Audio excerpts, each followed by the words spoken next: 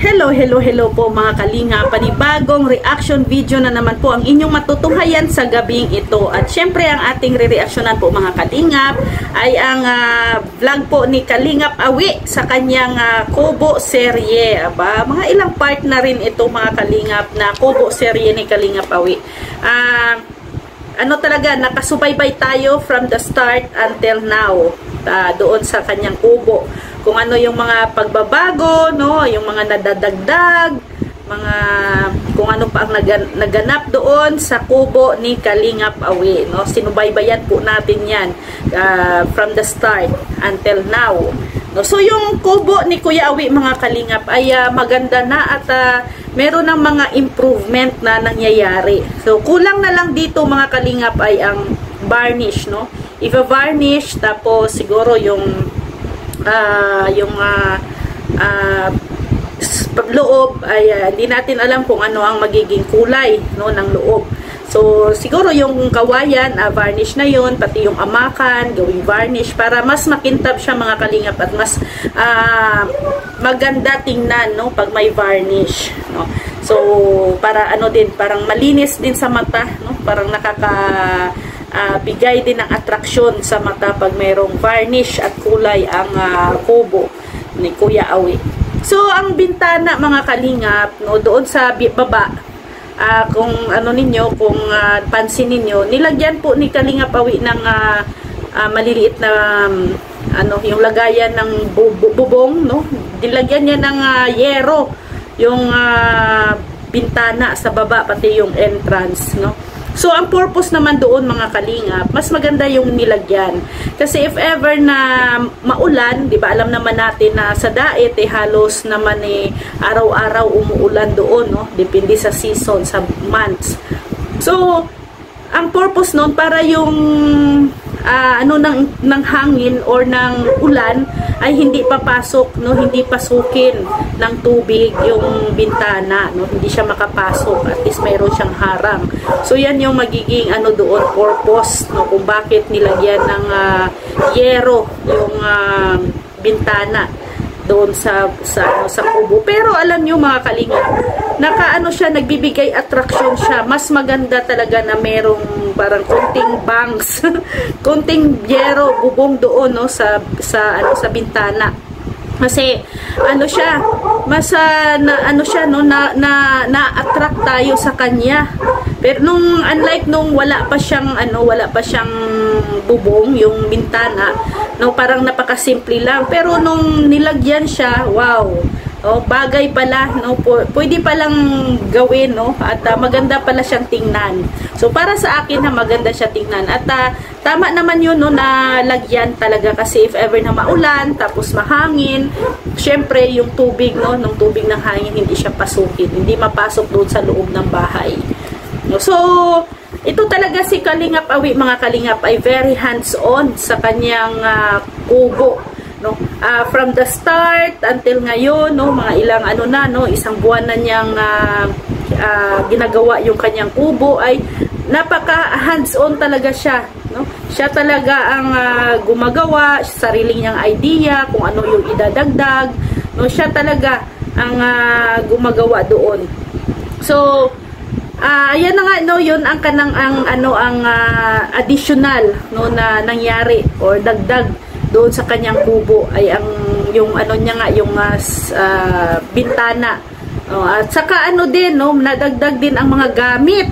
May mga gamit na po sa kubo like dining table, sala set, at saka ano, nung higaan. So pwede nang mahiga doon, makapag-relax, o pagkatapos nilang mag-scout, o pwede na sila doon, no, magpahinga o ihaw-ihaw, di ba? So yun na, no, maganda na siya. At ngayon ay ginagawa na po ang CR, no, inuumpisahan na pong maghukay. Yun nga lang, no, yung pansin natin ay ang area ni Rowel doon ay matubig, no, kasi bababaw pa nga lang yung kanilang paghukay, mayroon na siyang tubig. So abundant, no, abundant sa tubig yung area ni Rowel. So mas maganda doon, no, mag ano ng Puso Negro, no, Poso Negro, mas ano siguro siguro ano lang, no, hindi masyadong malalim kasi matubig naman ang area. Pwede talaga dyan, Kalingap Awi, pwede maglagay ng swimming pool kasi matubig. Kasi matubig, o pwede maglagay ng swimming pool or ano, fish pan. Joke lang. Lagyan ng fish pan, tapos lagyan ng tilapia, o mag-content. Makakapag-content ka na habang nasa kubo, no, mamimingwit. Mamimingwit ng tilapia, di ba? Pagkatapos mong mamingwit ng tilapia, o ano na, ihaw-ihaw na. So, so abangan natin yung mga next na improvement na mangyayari dito sa kubo ni Kalingap Awi. Ang next na plan nila ay ang kanilang ano, yung kusina. No, yung kusina ay ano, yun, welding ang gagamitin, mga steel, no, steel ang ano. Pag once na makita na natin na nandiyan na yung mga materyales, no, tiyak na mauumpisahan na talaga yan ni Kalingap Awi ang kanyang kubo, no. At sa tingin ko ngayong buwan or ngayong linggong ito, or hindi aabot sa birthday ni Ruel, ay matatapos na yan. Matatapos na yung kanyang kubo, no? Baka nga sa birthday ni Ruel ay doon sila mag-celebrate. No? Malay natin, no, baka doon ang celebration sa kubo ni Kalingap Awi, at isabay na lang din siguro yung blessing, no, sa kubo ni Kalingap Awi. Sayang hindi tayo makapunta. Hindi tayo makatin, pero okay lang, no, basta pag mapatayo na ang dream house, no, ni Ruel, at para sa kanyang pamilya, a-attend tayo sa ano, sa ribbon cutting. Ribbon cutting agad, hindi pa naumpisahan. Hindi pa nasimulan ang bahay ribbon cutting na. Basta yun, no, ang mangyayari pag doon na tayo mag-attend sa ribbon cutting ng kanyang dream house, no, dream house ni Ruel. So namumuna na. So ayan, no, mga Kalingap, ayan, abangan natin at suportahan natin yung kubo serye ni Kalingap Awi. At very proud tayo sa mga ginagawa niya. Sila John Lindon ngayon ay ayan din, mayroon din silang kubo serye, no, doon sa kanila sa Malalag, Davao del Sur, no.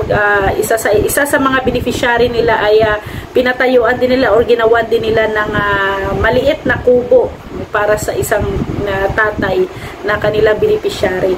So, ang galing talaga pag mayroon kang skills or kakayahan sa paggawa ng mga ganito, kasi hindi mo na kailangan ng karpintero. No? Hindi ka na kailangan na maghanap pa ng mga gagawa pa, kundi ikaw na lang ang gagawa. So ayan po ang kubo ni Kalingap Awi, napakaganda na, at abangan na lang natin, no, ang next na additional or idadagdag nila dyan sa kanilang kubo.